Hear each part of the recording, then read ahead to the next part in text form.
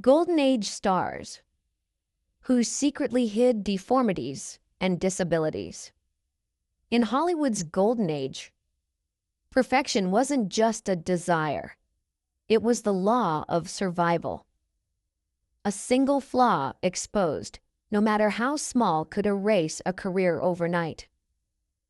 That's why some stars had to live their entire lives behind a flawless mask, hiding the truth with the most sophisticated tactics. In today's list, some risked their lives filming dangerous scenes where one wrong move could mean instant death. And some carried within them an illness that Hollywood would do anything to conceal. These secrets were buried for decades, allowing audiences to believe they were absolutely perfect. But when the truth comes to light, will you be ready to accept the cracks behind their shining facade?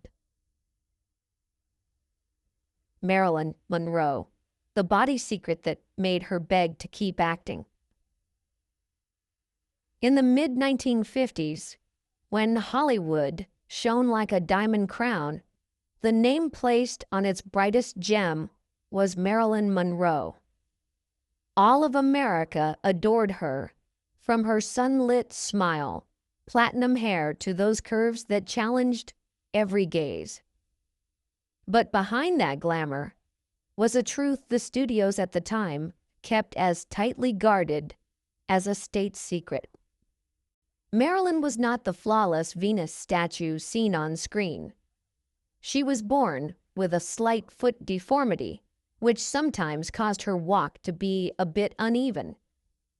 In everyday life, it wasn't a big problem. But in Hollywood, where every millimeter of the body was scrutinized under the lights, this was a flaw that wasn't allowed to exist. Producers made Marilyn spend hours practicing poses, twisting her body to the point of pain so that every step before the camera would be perfect. More painfully, she suffered from endometriosis, with stabbing abdominal pains striking without warning, even in the middle of a scene. On one occasion, right after the director called cut, Marilyn had to grip the wall tightly, sweat soaking through her makeup, but the assistant only whispered, "You have to keep going, they're waiting out there." Marilyn's entire career was a dance between seduction and pain. Glamorous dresses, flashing lights, on-screen kisses, all became a mask, hiding a fragile body and a weary heart. And when news of her death at 36 exploded like a bomb, the world was shocked. But those who had worked with her only whispered to each other, "We pushed her too far." Next, the cowboy king, John Wayne, will show you the extraordinary strength of a man who lost part of his body, yet still became an immortal icon of American cinema. John Wayne lost a lung, but still dominated the silver screen. If Hollywood had an unbeatable figure, it was John Wayne, a man nearly 6'4", with a deep voice and the stance of a horseman, riding tall across the western desert. But few knew that behind the image of the rugged cowboy was a body missing a vital part for survival. In 1964, John Wayne underwent hours of surgery to remove an entire lung and 2 ribs after being diagnosed with cancer. At that time, for an action star to lose the power of a lung, it was considered a career death sentence. But Wayne refused to accept that. Less than a year later, he was back on set, riding horses, firing guns, and engaging in hand-to-hand fights without a stunt double. On screen, audiences still saw Wayne stride firmly through sandstorms, but off-screen, he had to learn to breathe deeply, using only his remaining lung. In one long scene, filmed at high altitude, Wayne nearly passed out from lack of oxygen. Yet he only signaled to the cameraman, "Keep going. We're almost there." John Wayne never hid his illness. On the contrary, he openly fought cancer, appearing in public to urge people to get early screenings. And it was this image of a cowboy who was both strong and willing to face death that made Wayne a legend beyond the silver screen. Elizabeth Taylor, rare violet eyes, and a string of life-threatening surgeries. If the eyes are the windows to the soul, then Elizabeth Taylor's eyes were like two violet gems, unlike anything Hollywood had seen before. A beauty so rare that scientists called it a super rare recessive gene found in only a few people worldwide.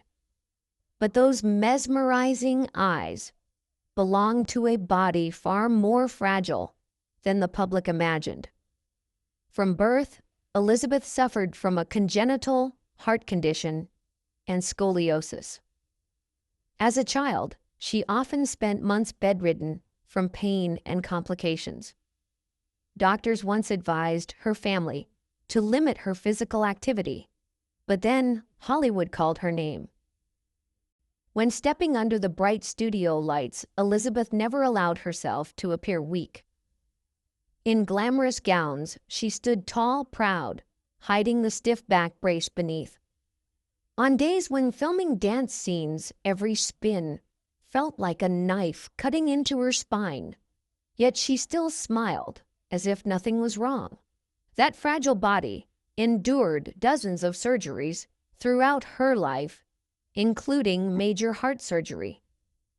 Many recalled that just days after a serious operation, Elizabeth appeared on the red carpet, flawlessly made up, ready to face dozens of camera flashes. It was this contrast between goddess beauty and a delicate body that created the legend of Elizabeth Taylor, a woman Hollywood worshipped, but who spent her entire life in the arms of illness.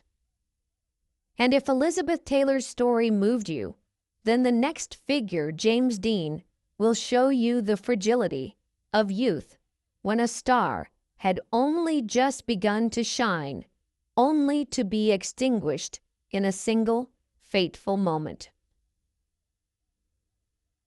James Dean, living with both vision and hearing impairments. In the mid-1950s, when the image of the rebel youth began to explode on American screens, James Dean appeared like a blazing blue flame.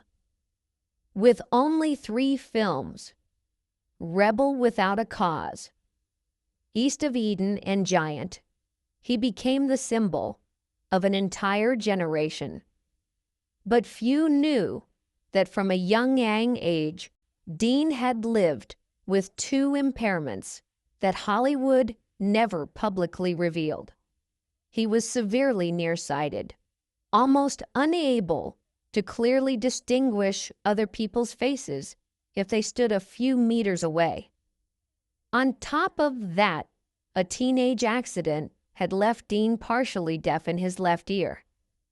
This meant that on set, he had to memorize his co-stars' positions and read lips to avoid missing lines. In many high-speed scenes, especially driving sequences, Dean was almost acting by guessing directions and relying on instinct. Perhaps it was these limitations that created Dean's signature distant gaze and detached demeanor, something audiences saw as part of his artistic essence.